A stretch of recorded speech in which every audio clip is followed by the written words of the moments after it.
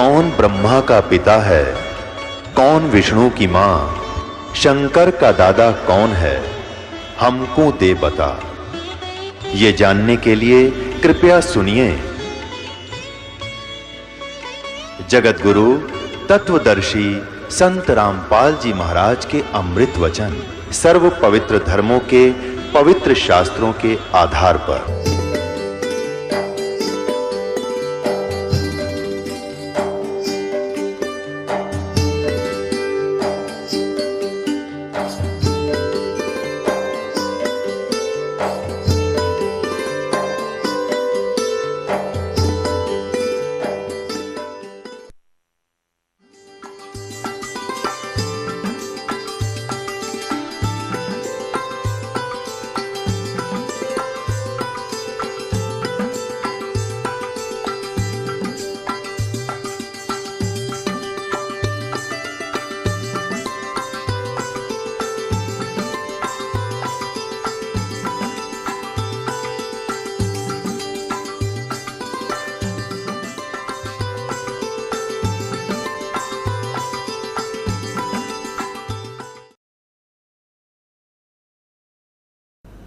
तो परमेश्वर ने कहा था मैं नीचे जाऊंगा तेरे ब्रह्मांडों में, और तूने सबको मिसगाइड कर दिया, भगवान का नाम और निशान मिटा दिया, अपनी महिमा का गुणगान करवाता है, झूठे मंत्र जाप करवा के उनको यहीं डाले रखता है।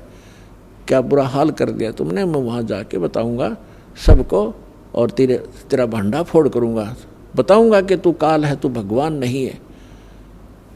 तब उसने पहले तो बहुत बदमाशी की, फिर पार नहीं बसाई भगवान के सामने, उनकी शक्ति के सामने वो बहुत फिट्टे मुँह हो गया, फिर पैर पकड़ लिए, फिर प्रार्थना की थी कि 3 युगों में जीव ना ले जाना, वचनबद्ध कर लिया भगवान का, और चौथे युग में कितने ही ले जाना, आप कितने युग जीव ले जाना।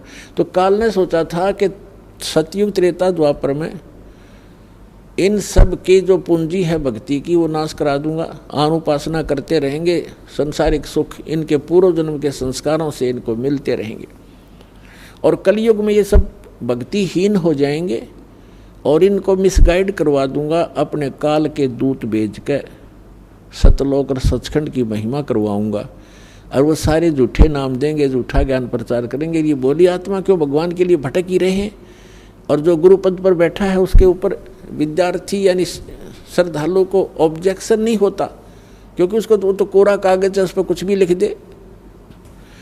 तो उस समय काल ने कहा था कि 12 पंथ करूँ मैं साजा, और नाम तुम्हारा ले करूँ आवाजा।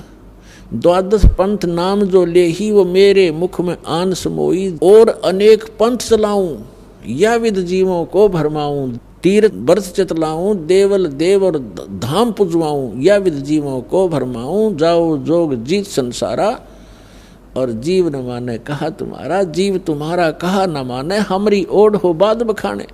हमारे और हमारे वकील बनेंगे, तुम्हारे साथ वहाँ वाद विवाद करेंगे, ऐसे अज्ञानी बना दिया मैंने। और 12 पंथ करूँ मैं साजा, नाम तुम्हारा ले करूँ आवाजा, 12 पंथ नाम जो ले ही वो मेरे मुख में आन सुमोई, और अनेक पंथ चलाऊं। उन 12 से न्यारे ये राधा स्वामी पंथ है, ये जड़ है, मूल है इस काल का, और इसी से आगे ये जितने पंथ पनपे हैं जो सतलोक सचखंड सतपुरुष ने सुना बताने लगे। कबीर साहब और नानक साहब जी की वाणी को पढ़ कर इन्होंने हल्दी की गांठ से पंसारी बन गए, कख का पता नहीं। तो ये जो पंथ है ये काल के चलाए हुए पंथ हैं। तो धर्मदास जी को और इन सभी महापुरुषों से कहा था कि यदि तुमने इसे अभी से डिस्क्लोज कर दिया तो काल के दूत भी यही ज्ञान, ये मूल ज्ञान है जो दास आपको दे रहा है, ये हो मुख्य ज्ञान, वास्तविक ज्ञान, तत्व ज्ञान, सूक्ष्म वेद। तो परमात्मा ने कहा था इसी ज्ञान को ये काल के दूत घोट लेंगे, यही मंत्र देने लग जाएंगे, ये अधिकारी हैं नहीं, तो इनसे उपदेश प्राप्त करने वालों को भी कोई लाभ नहीं होना, क्योंकि अनधिकारी से बनवाया हुआ एक पासपोर्ट भी काम ना करे। एक दूसरे देश में जाने वाला और हमने जाना बहुत दूर, तो ये नकली संत, नकली डुप्लीकेट ये पासपोर्ट बना रहे हैं, झूठे नाम दे रहे हैं, और इस दास से ये प्राप्त करके सभी मंत्र, यदि कोई नकली स्वयं नाम देने लग जाता है तो वो भी महापराधी प्राणी है भगवान के दरबार में। वो अधिकारी है नहीं, अनधिकारी एक लाइसेंस बनवा के देख लो, ड्राइविंग लाइसेंस, चालक प्रमाण पत्र, वो ही नहीं चले, जब फंसेगा जब पता चलेगा इसको। इसी प्रकार डुप्लीकेट पासपोर्ट बनवा रखा है, और जब हम वहाँ जाएंगे जहाँ इसकी आवश्यकता पड़ेगी वहाँ पकड़े जाएंगे, सारा जीवन नाश हो जाएगा। तो उस समय कोई नहीं सुनता, पटक देता तो अंदर, बल्कि दोषी और होता है, उसको सजा मिलती है, दोनों को, बनवाने वाले को और बनाने वाले को। तो पुण्यात्मा विचार करो, दास क्या कहना चाह रहा है आपको, किस लिए सतर्क कर रहा है। एक एक पहलू पर 6 प्रकार के प्रमाण दे करके आपको आगाह कर रहा हूँ कि आप चेतो, जागो और सतलोक चलो जहाँ सदा सुखी रहोगे। यहाँ तो आज से सारी सुविधा आपके पास, कार भी है, कोठी भी है, कोई मिनिस्टर बना है, मंत्री बना, प्रधानमंत्री बना, और कल मृत्यु हो जाए, भविष्य की तो जरा चिंता नहीं हमारे को। हम तो इस संसार के इस भूल भुलैया को ही सब कुछ मान बैठे। तो इस अज्ञान को हटाने के लिए सत्संग की और सतगुरु की आवश्यकता पड़ती है। और सौभाग्य आपका कि आपको ये दोनों ही प्राप्त हुए, सतगुरु भी मिल गए, सतगुरु मिल गए तो फिर सत्व ज्ञान और सत्य ज्ञान और सतनाम और सारा नाम सारा ही मिलेगा। तो कहने का भाव ये है दास का कि झांकी वेख कबीर की, नानक कीती वाह, वह सिखा का गल पड़ी कौन छुटावेता। ऐसे ही एक सिख भक्त को, मतलब तो भक्त यहाँ का हो गया, वैसे सिख का अर्थ तो वैसे शेष होता है। उसे ये मैं ये वाणी सुनाई हमारे साथ में, जब थोड़ी सी संगत थी और पास पास बैठा करते थे, तो मैंने कहा झांकी वे कबीर की, नानक कीती वाह सिखा का गल पड़ी अब कौन छुटावेता। तो वो कहते हैं जी साड़ी तो छुट गई, कि वह साड़ी तो वह छुट गई, अब हमें यथार्थ ज्ञान हो गया, हम असली सिख बन गए। तो दास यही प्रार्थना करता, असली सिख बनो, असली हिंदू बनो, असली मुसलमान और आप ईसाई बनो। क्योंकि असली का अर्थ होता है शास्त्रों में जो लिखे हमारे ग्रंथ हैं, प्रमाण हैं, उसके अनुकूल जो हम साधना करेंगे, उसी के अनुकूल हम ज्ञान ग्रहण करेंगे, तब हम असली बनेंगे। फिर चाहे हिंदू हो कहो अपने आप को, चाहे मुसलमान कहो, सिख कहो, चाहे ईसाई कहो, क्योंकि धर्म के सभी नियम इकट्ठे हैं और सबकी एक ही जैसे हैं, कोई अंतर नहीं हो सकता धर्म के लिए। उसका नाम भले ही कुछ भी रख लो, जैसे कई टेबलेट होती हैं, गोलियाँ, उनमें साल्ट वही होता है, नाम कंपनियों का बेशक न्यारा न्यारा हो, वो सेम लाभ देंगी। जब नाम भी अलग हो और उसके साल्ट भी अलग हो, तो वो सभी साल्ट उसमें काम नहीं कर सकते। जिस रोग के लिए वो एक साल्ट निर्धारित है, वही हो तो वो काम करेगी। इसी प्रकार ये समझो। तो प्रसंग चल रहा है कि जिन महापुरुषों को परमात्मा मिले, उन्होंने क्या प्रमाण दिए और हमारे सदग्रंथ क्या बताते हैं। और जब ये दोनों मेल खा जाएंगे, ये मेल दोनों ही एक स्थान पर आकर रुक जाएंगे, तो फिर हम भगवान को पहचानने में कोई गलती नहीं करेंगे, बड़ी आसानी से हम परमात्मा को पहचान लेंगे। इसलिए ये सारे कुछ प्रमाण दिए जा रहे हैं। अब प्रसंग जो चल रहा था कि झांकी वे कबीर की, अब शुक्र है परमात्मा ने दया करी कि जन्म साखी के अंदर ये थोड़ा सा प्रमाण मिल गया, एक ही 2 पंक्तियों में लिखा है। तो आज सिख समाज के ऊपर ये उपकार होगा, एक बहुत बड़ा वरदान सिद्ध होगा। ये जो बाईबाला वाली जन्म साखी, इसको ये समझेंगे और पहचानेंगे। जब नानक साहब जी नाम जाप कर रहे थे, और जन्म साखी को तो प्रत्येक बच्चा परिचित है कि 1 नंबर की और ऑथेंटिक ग्रंथ है सिखों का। और फिर गुरु ग्रंथ साहिब तो है ही, वो तो वाणी है उनकी अपनी महापुरुषों की, लेकिन ये भी कम मायने नहीं रखता उनकी दृष्टि में। और तीसरी प्राण संगली के अंदर जो गुरु नानक देव जी की वाणी सेलेक्ट गुरु ग्रंथ साहिब में नहीं आई, तो ये भी एक इनकम्प्लीशन बता रही है कि गुरु नानक देव जी की सारी वाणी नहीं संग्रह हो चुकी। कंप्लीट ज्ञान था उनके पास, जैसे गरीबदास साहिब जी के पास था। तो उसमें से जैसे प्राण संगली अलग बना दी, उसमें से भी कुछ इसमें लिखा है भूमिका के अंदर, प्राण संगली हिंदी वाली में, और पंजाबी में जो पटियाला यूनिवर्सिटी से जो निकलती है, वहाँ से उसमें स्पष्ट किया हुआ है कि उसमें 160 अध्याय थे और केवल 120 ही लिए गए हैं, तो 40 अध्याय रह गए जिनके अंदर ये सतनाम 2 अक्षर का विशेष डिटेल के साथ था। तो उन महापुरुषों ने जिन्होंने गुरु ग्रंथ साहिब का बीड़ बांधी है, जिल्द बनाई है, इकट्ठी करे से वाणी, तो उसमें कुछ नौवें इस दृष्टिकोण से भी छोड़ दिया कि इसमें वो सतनाम के जाप का विशेष विवरण है। श्वासों वाले जाप का प्राण संगली इसलिए कहते हैं, इसलिए छोड़ दिया कि कहीं कोई सिख समाज का व्यक्ति उस सतनाम के जाप ने करना ले, गुरु ग्रंथ साहब में लिख दिया था, और इनको मर्दाना की तरह हानि हो जाएगी, गुरुदेव की आज्ञा का उल्लंघन होने से वो पाप के भागी बनेंगे, इस दृष्टिकोण से हटा दिया। लेकिन मालिक के खेल न कौन समझाए। अब यहाँ ऐसा प्रमाण धर दिया गाटर के सा, इसके अंदर जन्म साखी के अंदर, समुद्र की साखी में, कि गुरु नानक देव जी ये नाम जपया करते थे और यही सतनाम है, इसी से मोक्ष होगा। तो कहने का भाव ये है कि अब गरीबदास जी कहते हैं, हम सुल्तानी नानक तारे दादू को उपदेश दिया, जाति जुलाहा भेद न पाया, वो काशी महे कबीर हुआ। जिन भी महापुरुषों को परमेश्वर मिले उन्होंने उनका बाई ने महिमा की है। जिन मुझको निज नाम दिया सोए सतगुरु हमारे, दादू दूसरा कोई नहीं ये कबीर सिरजनहारे। सुन सुन साख कबीरे की यो कालम नवावे माथे, धन धन तीनों लोक में दादू जोड़े हाथ। इसी प्रकार नानक साहिब जी ने कहा है, फाई सूरत मुल्क की वेश ए ठगवाड़ा ठगी देश, खरासियाणा भोता बारी धानक रूप रहा करता।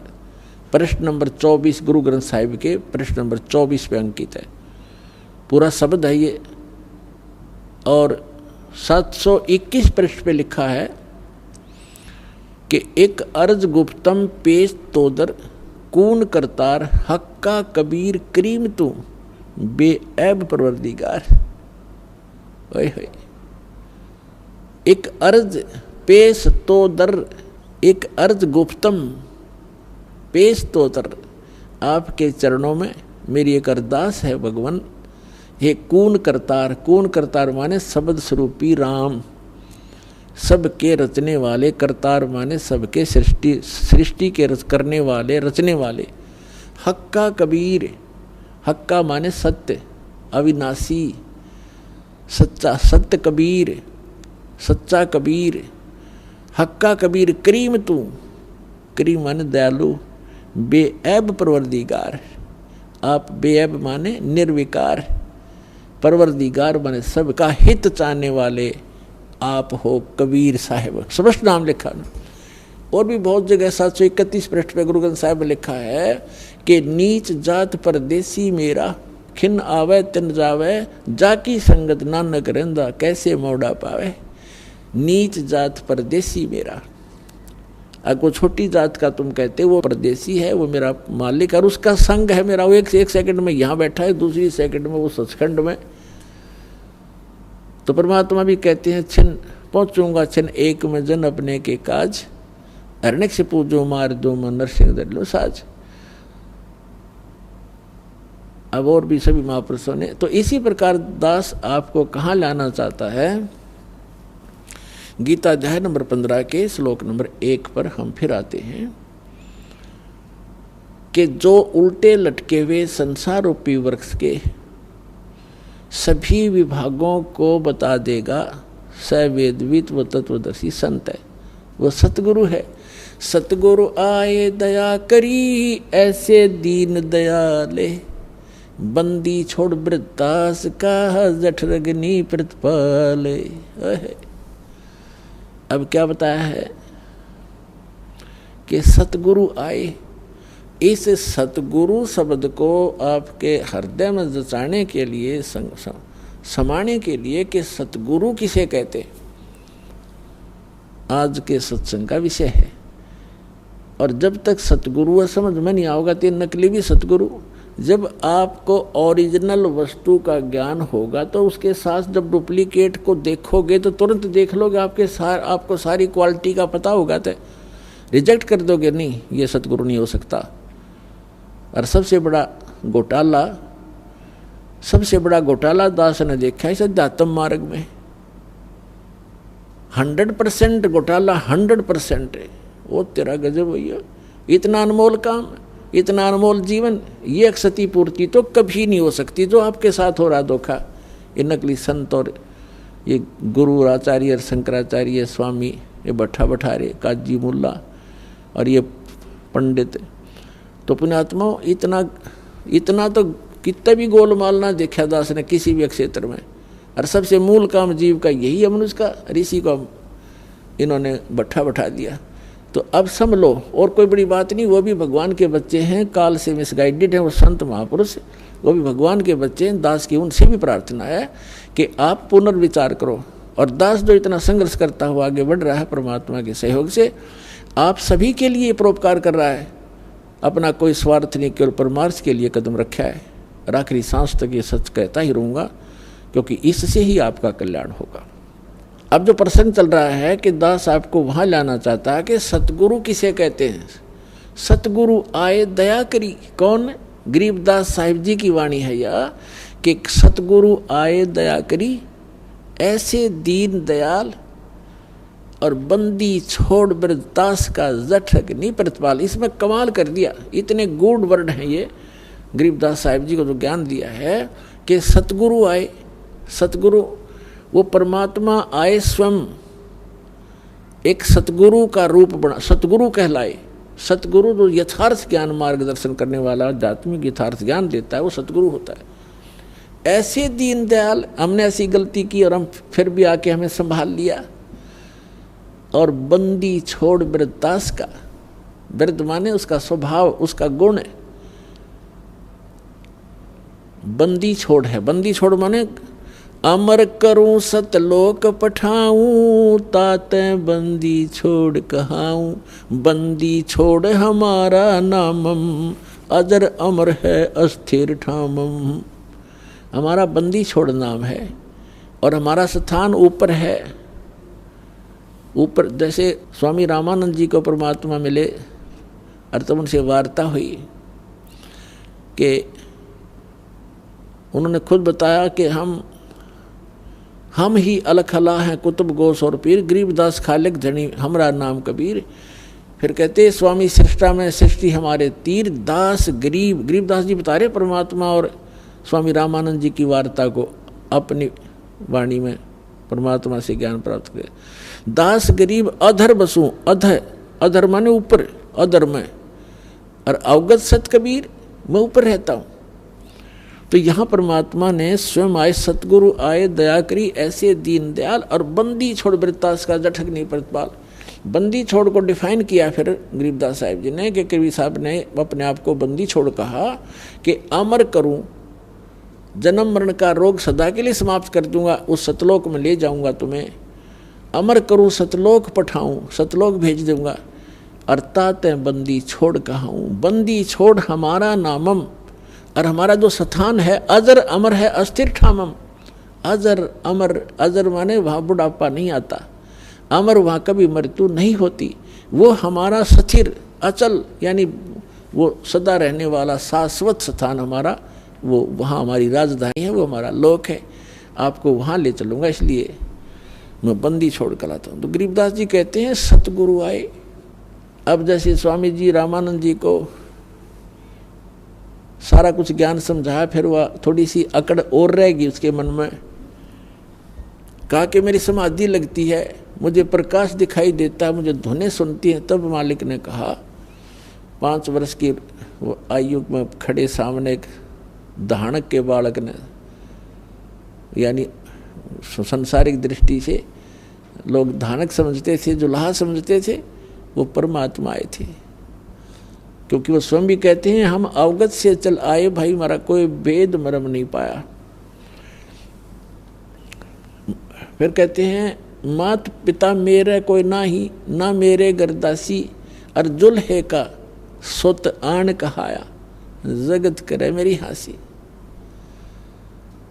मैं जुल्हा के ने मुझे उठा लिया, उसको मैं मिला, और इसके घर रहने से मैं जुल्हा कहलाता हूँ, जुल्हे का पुत्र कहलाता हूँ, इसलिए संसार मेरी मजाक उड़ा रहा है। तो मैं पूर्ण परमात्मा हूँ, तारण तरण अभय पद दाता मैं हूँ कबीर अविनाशी। तो यहाँ रामानंद जी से परमात्मा ने गोष्ठी की। रामानंद जी ने कहा जी मैं अंदर समाधिस्थ होता हूँ। जो परमात्मा ने कहा कि समाधिस्थ होइए।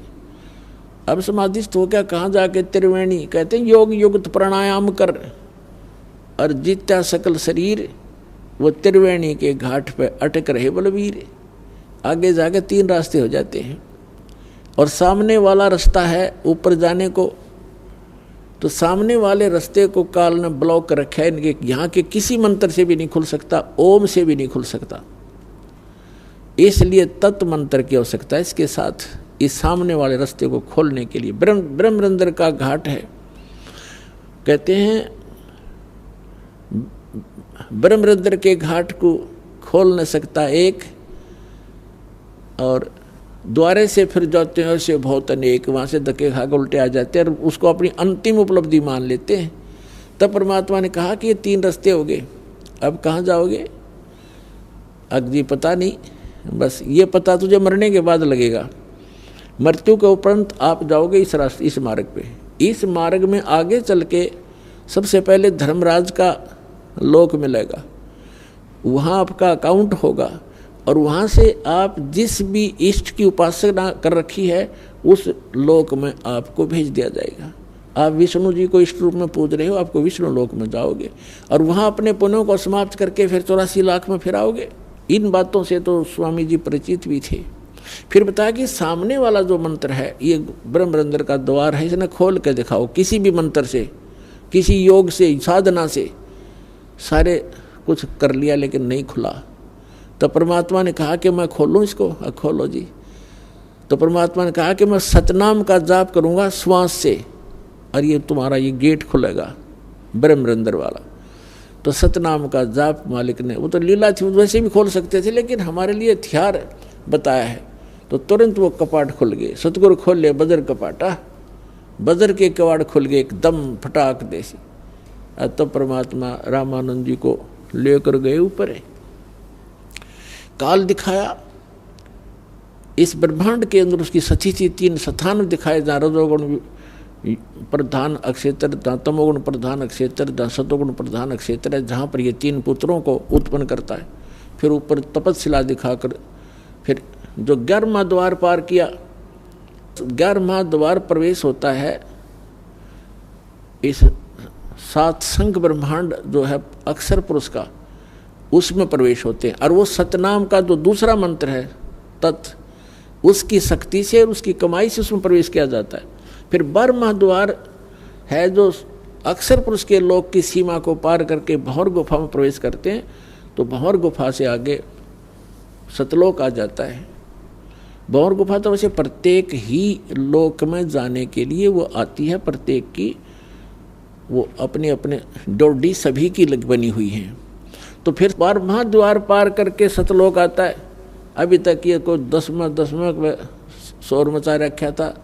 एक जम्मू में रांझड़ी के अंदर वो मधु परमहंस का कख पता नहीं, उसने गलती से एक 11वीं खिड़की पढ़ ली कबीर साहब ने, कबीर साहब के कबीर सागर में।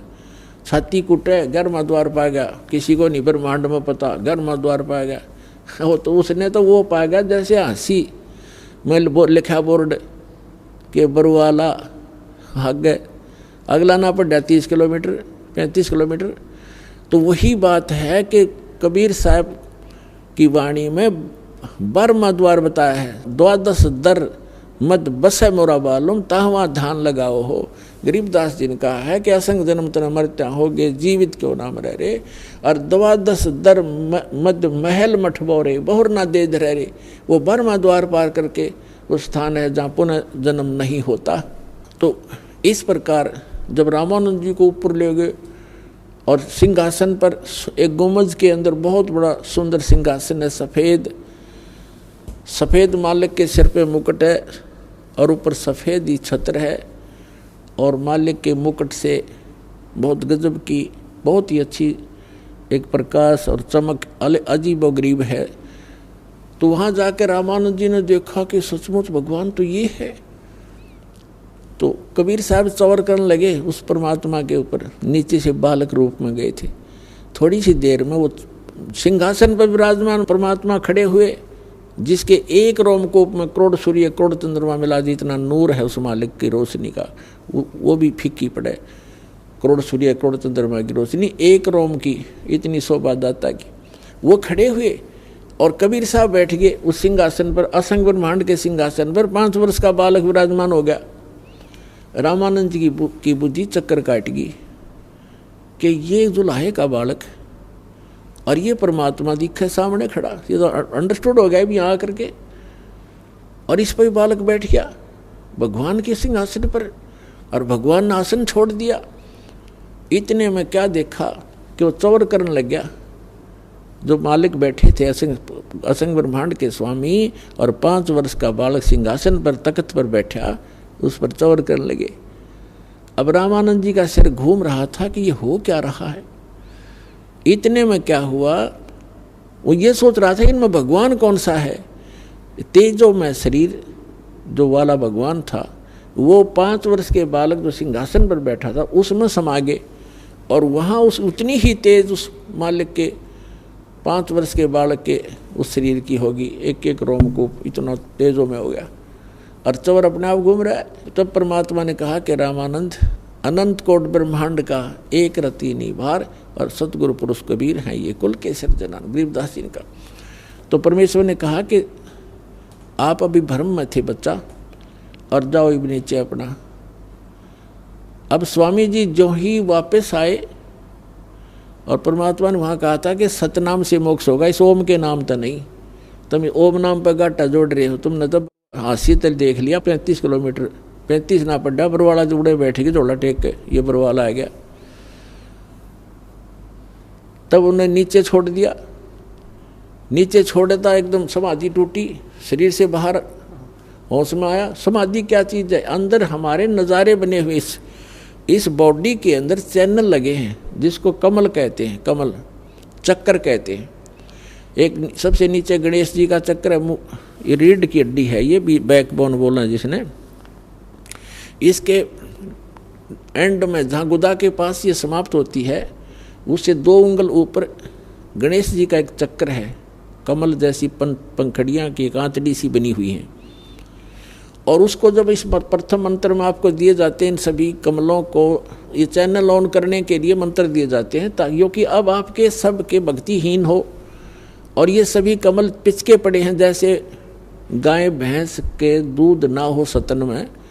जो भैंस का दूध ना हो, यानी ना बच्चा उत्पन्न हुआ हो और दूध छूट नहीं आ रहा हो, तो उस समय उसके थन ऐसे लटके रहते सतन। और जब वो नए सिरे से बच्चा पैदा करती है, फिर वो भर जाते हैं ऐसे, बिल्कुल जब दूध आता है फूल जाते हैं। इसी प्रकार आपकी जो भक्ति स्टार्ट होएगी, इस भक्ति से आपके फिर ये सभी कमल खिलने शुरू होंगे। अब तो ये न्यू मुरझा रहे, फिर ये धीरे धीरे ऐसे कर लेंगे इस मंत्र की भक्ति से। तो ये जो महापुरुष ऋषि महर्षि हुए क्या किया करते थे? साधना करा करते, अठ योग कर करके। तो भक्ति कौन करेगा? आपको बताया कि जो पूर्व जन्म के संस्कारी होंगे वे भक्ति पर लग रहे हैं, बेचारे संघर्ष कर रहे हैं, चाहे उनको कहीं जाना पड़े, कुछ भी करना पड़े, घर भी त्यागना पड़े, वो तैयार हैं करने को। लेकिन रास्ता ना मिलने से वो सब सेक्रीफाइस भी व्यर्थ होता है, वह कुर्बानी भी गलत सिद्ध हुई उनकी। तो उन्होंने ये करते ही रहते। तो गलती से उनकी समाधि लग गई, किसी भी कमल में पहुँच गई। मूल कमल में गणेश जी, उससे 2 उंगल ऊपर है सावित्री और ब्रह्मा जी का जो स्वाद चक्र है। फिर नाभि जो सुंडी है, नाभि इसके पीछे रीढ़ की हड्डी पर नाभि कमल है। यह दोनों सतनों के बीच में यहाँ हृदय कमल है।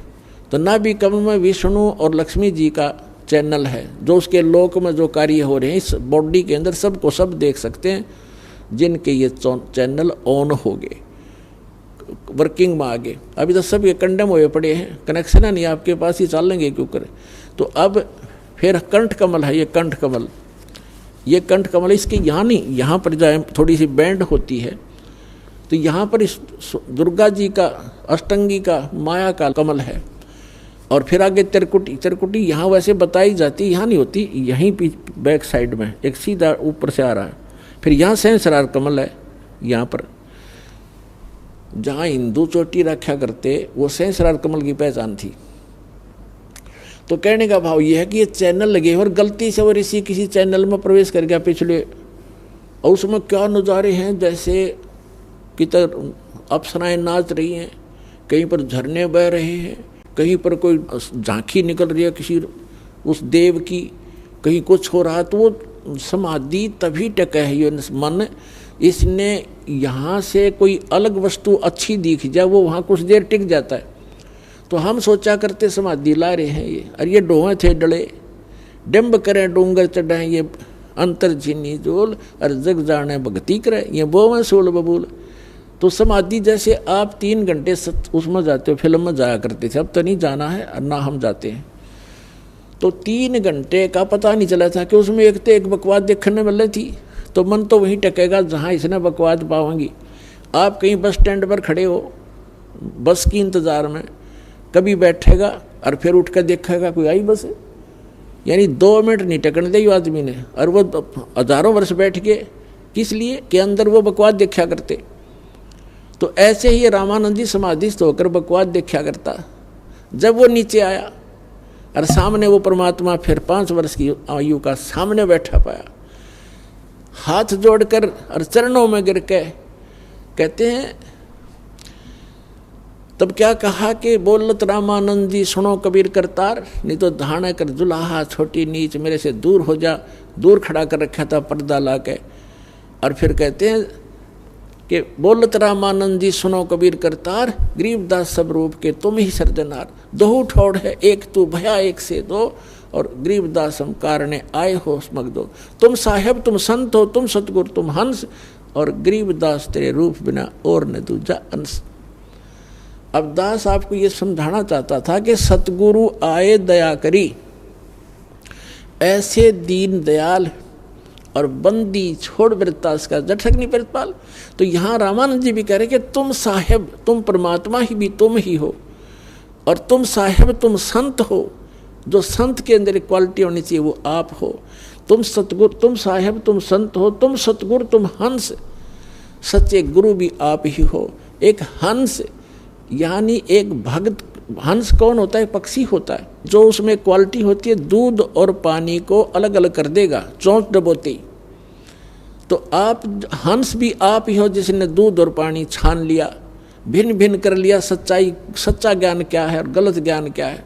दूसरा हंस की क्वालिटी होती है वो बुगले जैसा होता है, और वो किसी एक ही स्रोर पर दोनों होते हैं। बुगले की पहचान है वो मच्छी मेंढक कुछ भी मिल जाए वही खा जाएगा, लेकिन हंस अड़ंगा नहीं खाता, मोती ही खाता है।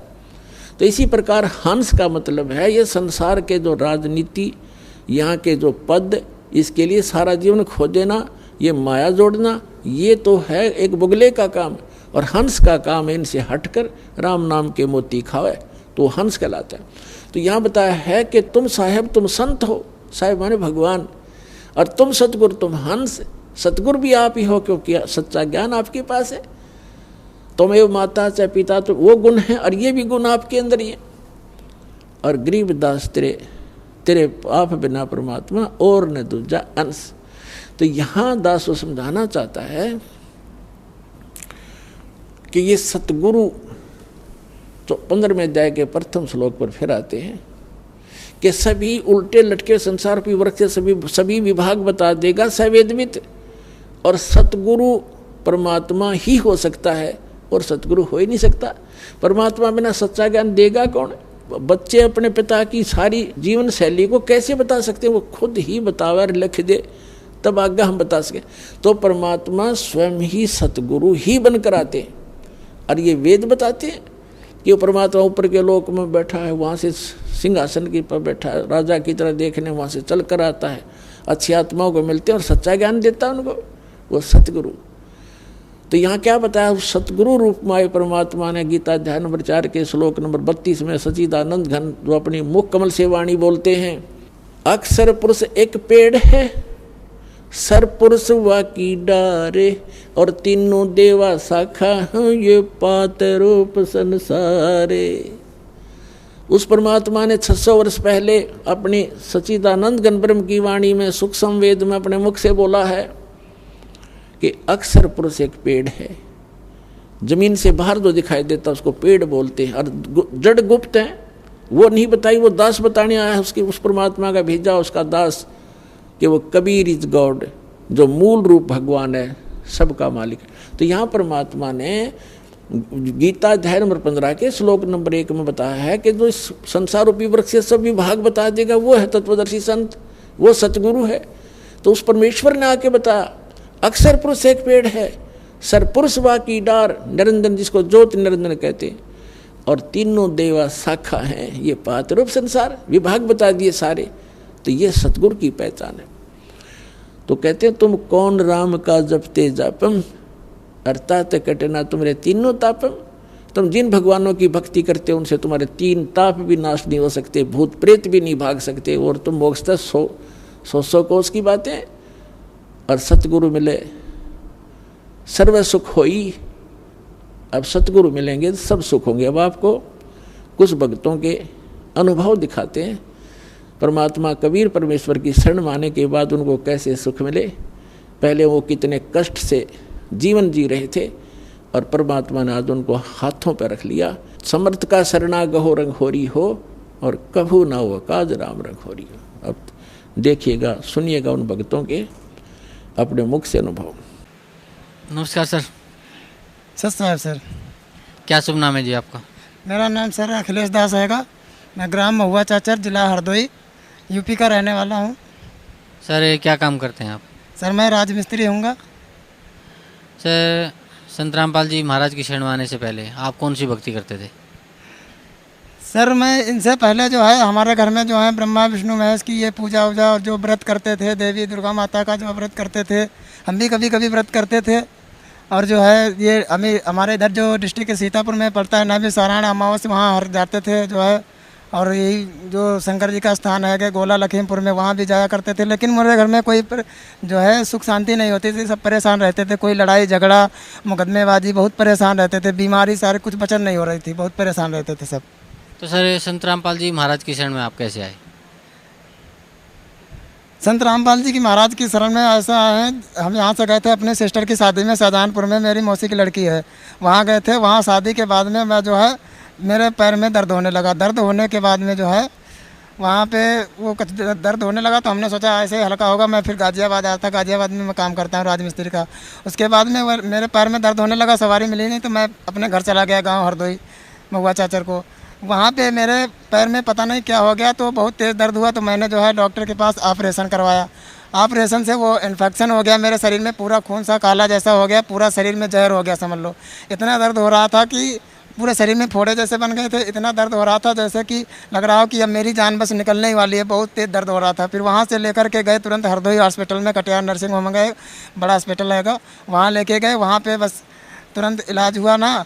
उसके बाद में मुझे कुछ वहाँ 3-4 दिन तक भूख नहीं लगी, और जो है दवाई तो कुछ हल्की थोड़ी बहुत फ़ायदा की। उसके बाद में मेरे मामा जी और मेरी मौसी जी यहाँ से जुड़ी थी, उन्होंने यहाँ प्रार्थना की थी। इनको पता हुआ कि मतलब यहाँ पे जो मेरा भांजा है वो ठीक हो जाएगा, मैं वहाँ लाऊंगा। ये गए मुझे देखने थे, मैं बीमारी था, वहाँ पे कुछ अच्छा नहीं लग रहा था मुझे, महक अच्छी नहीं लग रही थी वहाँ सरकारी हॉस्पिटल में, जो प्राइवेट था उसमें। तो वहाँ पर मैं रुका नहीं, अच्छा नहीं लगा, मैं बीमारी अपने घर चला गया। हमने सोचा चाहे जान चली जाए लेकिन मैं यहाँ नहीं रहूँगा, अच्छा नहीं लगा।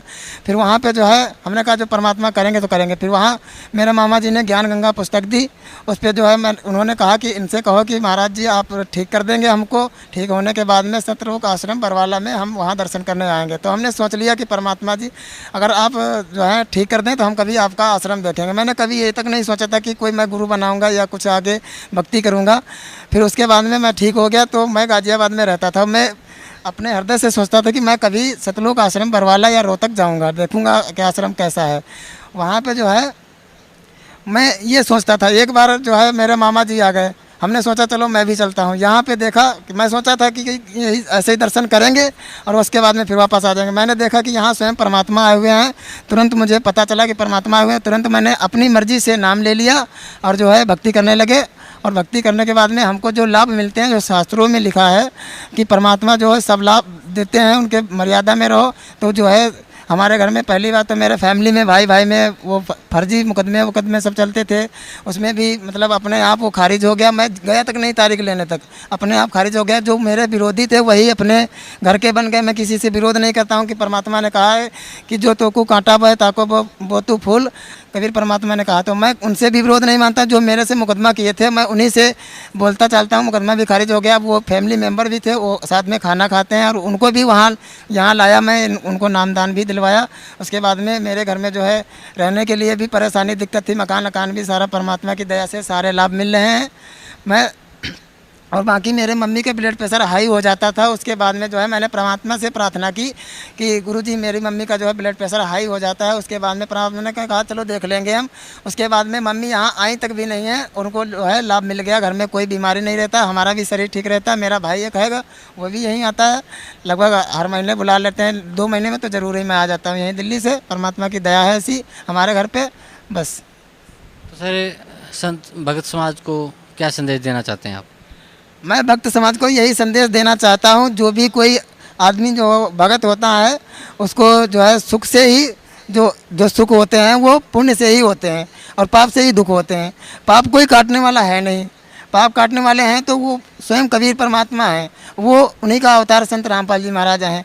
मैं तो सबको ये संदेश देना चाहता हूँ, कोई भी भगत है कैसा भी है, सुखी भी है, वो भी आए संत रामपाल जी महाराज के दरबार में, यहाँ सतलुक आश्रम बरवाला में। और जो है अपने जो यहाँ जो भक्ति दी जाती है शास्त्र विधि के अनुसार दी जाती है, शास्त्रों के प्रमाण सहित दी जाती है। और उसमें मर्यादा में रह करके भक्ति करें और अपने जीवन का कल्याण करें। जो संसारिक लाभ मिलते हैं वो तो मुफ्त में मिलते हैं, बाकी इससे मेन लाभ जो है जन्म और मृत्यु का जो रोग छूटता है, इससे जो है सत्यलोक पहुँचेंगे। इसको जो है भक्ति करें और सत्यलोक पहुँचें। जी धन्यवाद आपका, बहुत बहुत। बहन जी क्या नाम है आपका? मेरा नाम अलका है। कहाँ से आए हैं आप? मैं गांव वैदखेड़ी, जिला शामली, यूपी से आई हूँ। बहन जी संत रामपाल जी महाराज की शरण में आने से पहले आप कौन सी भक्ति करते थे? संत रामपाल जी महाराज की शरण में आने से पहले मैं सभी देव देवताओं की पूजा करती थी, मंदिर जाती थी, सभी जगह जाती थी मैं, लेकिन मुझे कोई राम नहीं मिल रहा था। मैं बहुत बीमार थी, मेरे मम्मी पापा बहुत ज़्यादा बीमार थे, बहुत दुखी थे, लेकिन ये सब भक्ति करते करते भी कोई लाभ नहीं होता, बजाय लाभ के और नुकसान ही हो रहा था। मेरे पापा को ब्लड कैंसर था, कुछ नहीं राम हुआ, सब डॉक्टर ने जवाब दे दिया था। मेरी मम्मी भी बहुत बीमार थी और मैं भी बहुत बीमार थी, लेकिन हमें कोई लाभ नहीं हुआ। तो बहन जी संत रामपाल जी महाराज की शरण में आप कैसे आए? संत रामपाल जी महाराज की शरण में हमारे गांव के एक संजू भगत जी हैं, जिन्होंने रामपाल जी महाराज का नाम उपदेश ले रखा है। उन्होंने हमें बताया कि वहाँ जाने से, नाम उपदेश लेने से आपके सब कष्ट दूर हो जाएंगे और आपको मोक्ष मिलेगा ही मिलेगा। क्योंकि मेरे पापा जो हैं वो झाड़ फूक का काम करते थे, एक किस्म के ओझा ही थे वे, मतलब सबको झाड़ते थे, सबको फ़ायदा देते थे, लेकिन इतना सब कुछ करने के बाद भी हमें कोई सुख नहीं मिल रहा था। सबको सुखी करते करते हम इतना दुखी थे कि हम किसी को बता भी नहीं सकते थे। एक दूसरे के गल लग के ऐसे रोते थे जैसे अपना कोई था ही नहीं, कोई पूछता भी नहीं था कि क्या हो रहा है, क्या खाया भी नहीं, कुछ खाया कि नहीं खाया। मेरी मम्मी को रसोली हुई थी पेट में, डॉक्टर ने कहा था कि सिर्फ 15 दिन का टाइम है, 15 दिन के टाइम के बाद इनका कोई इलाज नहीं हो सकता है, इनकी रसोली फूट सकती है और इनकी कोई गारंटी नहीं। फिर हम यहाँ सतलोक आश्रम बरवाला में आए, गुरुजी से नाम उपदेश लिया। नाम उपदेश लेने के बाद ही 15 दिन के अंदर अंदर जो कहा था डॉक्टर ने, ऐसा कुछ नहीं हुआ, मेरी मम्मी ठीक हो गई। आज हमें नाम उपदेश लेने के 3 साल हो गए हमें, आज मेरी मम्मी बिल्कुल ठीक है, कोई दवाई नहीं खाई। मेरे पापा को ब्लड कैंसर था, मेरे पापा बिल्कुल ठीक हो गए, आज कोई भी परेशानी नहीं है।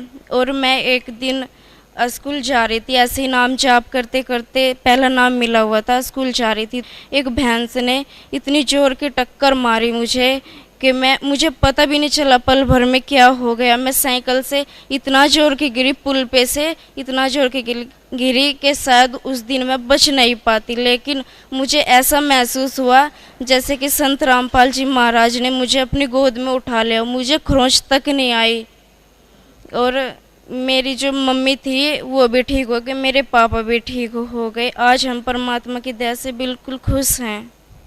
बहन जी, भगत समाज को क्या संदेश देना चाहते हैं आप? मैं भक्त समाज को यही संदेश देना चाहूँगी कि सतलोक आश्रम बरवाला में आओ और संत रामपाल जी महाराज से नाम उपदेश लेने के बाद अपना कल्याण करवाओ, क्योंकि सतलोक आश्रम बरवाला में पूर्ण संत कबीर साहिब परमात्मा आए हुए हैं, जो संत रामपाल जी महाराज का चोला पहने हुए है। क्योंकि एक बार मुझे सपन दिखा था, जैसे मैं जा रही थी, नाम जाप करते हुए जा रही थी सतनाम का, तो एक कुतिया मरी हुई पड़ी थी, उसके 2 पिल्ले भी थे। वो बहुत भूख से रो रहे थे। मुझे देखा नहीं गया उन पिल्लों को। मैं उनको उठा करके घर लेकर आई, उनको दूध पिलाया, सब काम किया। वो पिल्ले देखते देखते मेरी आंखों के सामने ही 2 बच्चों का रूप ले लिया। मेरी आंख खुल गई। मैं सोचिए परमात्मा आपने आज मुझे क्या दिखाया। मैं पूरे दिन ऐसे ही बीत गया, मैं रोती रही, मुझे कुछ समझ नहीं आया। फिर जब संध्या आरती का टाइम हुआ, मैंने जोत लगाई, संध्या आरती की, मैंने परमात्मा से अरदास की, हे परमात्मा इसके पीछे क्या राज है, मुझे एक बार फिर दर्शन दे के बताओ परमात्मा इसके पीछे क्या राज है। फिर अगले दिन परमात्मा सौपन में आए, कहा बेटी, जैसे ही सौपन में आए तो मुझे 2 फल दिए और ये जो पाठ प्रसाद मिलता है ये दिया और जैसे इनको लेकर मैं बेड पर रखा तो एकदम से एक काला भयंकर सा आदमी मेरे सामने खड़ा था। उसने मेरा हाथ पकड़ लिया। गुरुजी कह रहे थे कि ये काल था। एक तरफ गुरुजी खड़े थे, एक तरफ काल खड़ा था। काल ने मेरा हाथ पकड़ा, लेकिन गुरुजी के पास तक मेरा हाथ नहीं गया। मेरे हाथ में बेड की चादर आ गई। मैं और बंदी छोड़ की जय बोलती रही। एकदम से बंदी छोड़ की जय बोलते बोलते परमेश्वर ने अपना हाथ बढ़ाया। जैसे ही हाथ बढ़ा, काल ने मेरा हाथ छोड़ दिया और मेरी आँख खुल गई। फिर अगले दिन फिर ऐसे ही हुआ। मैंने फिर परमात्मा से अरदास लगाई तो परमात्मा ने कहा आकर कि बेटी 600 साल पहले तू एक सत्या नाम की डॉक्टरनी थी।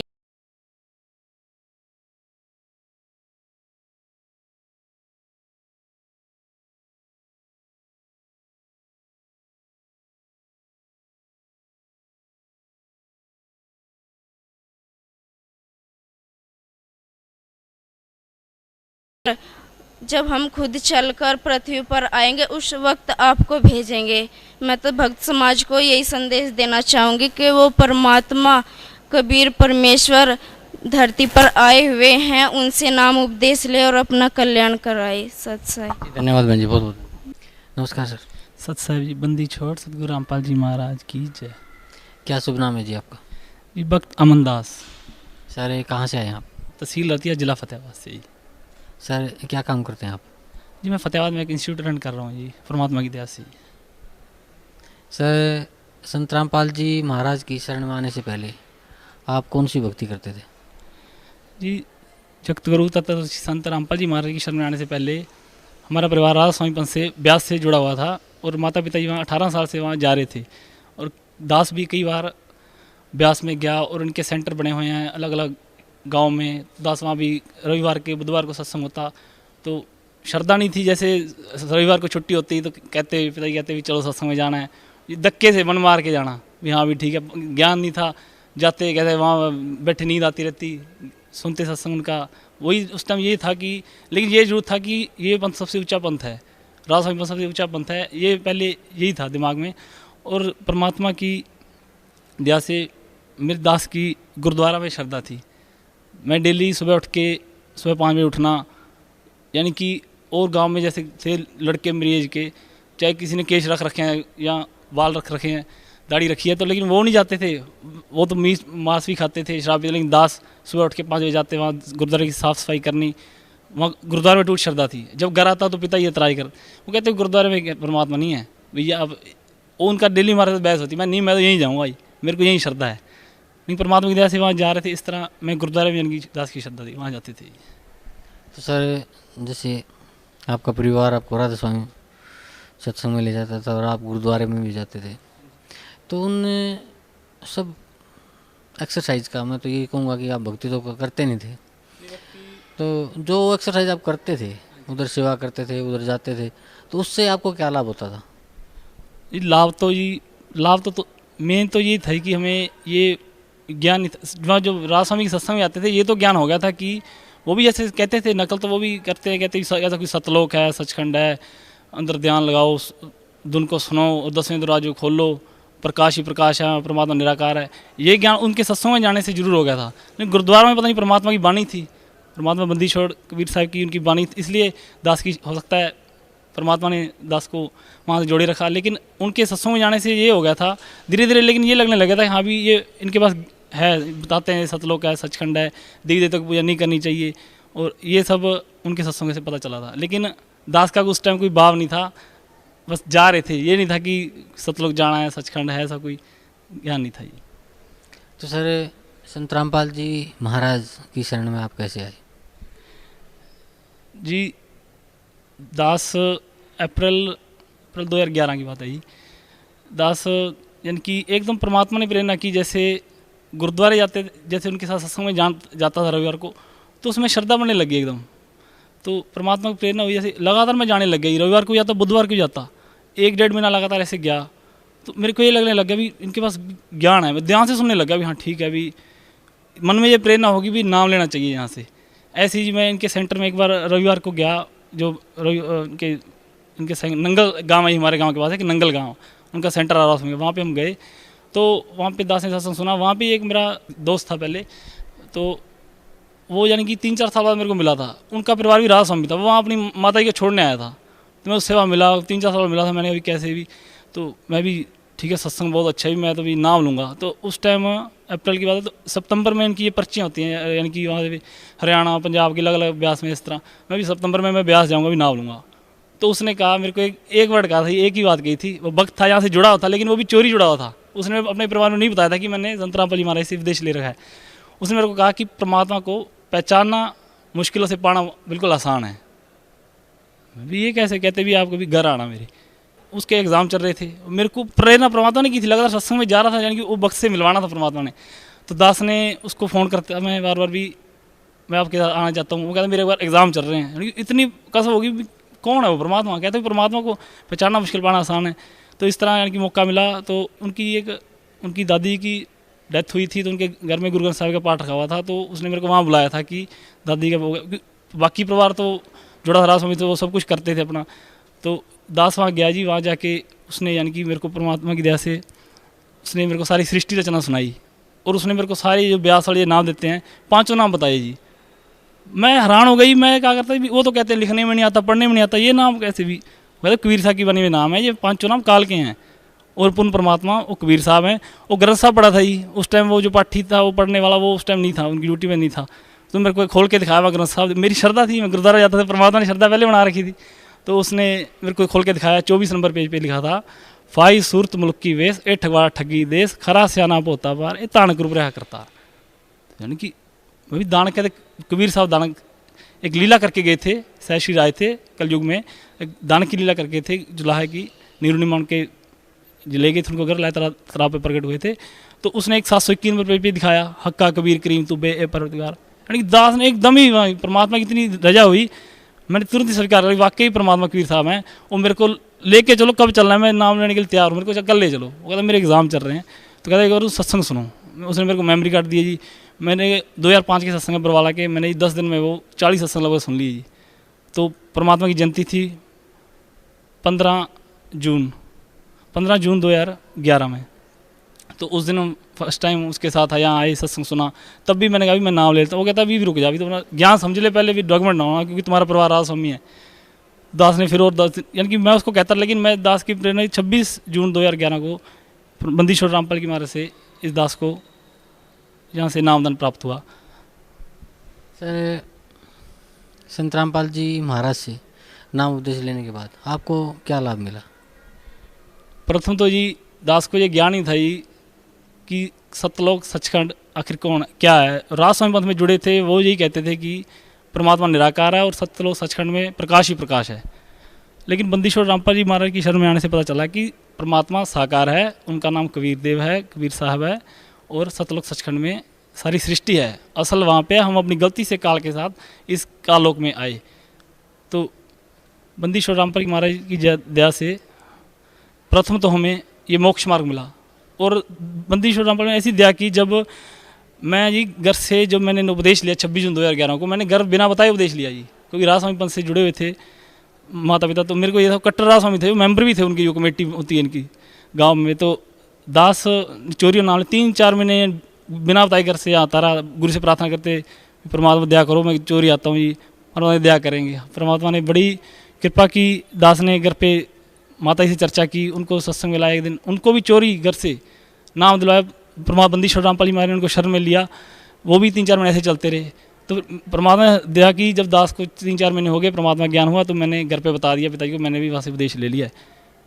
तो वो कहते भी ऐसे कैसे भी, मान लो वो ज्ञान भी सही रास्ते पे आया। मैं कि आपका रास्ता सही नहीं है। मैं पुस्तक थी गहरी नजर गीता में, उसमें परमात्मा का उनकी राधा स्वामी की फोटोकॉपी लगी हुई थी, जो सावन सिंह महाराज ने अनुवाद कर रखा था। सोए गुरुपुरा कहावे, जो 2 अक्षर का वेद बतावे, एक छुड़ावे एक लिखावे, तो प्राणी निज घर को पावे।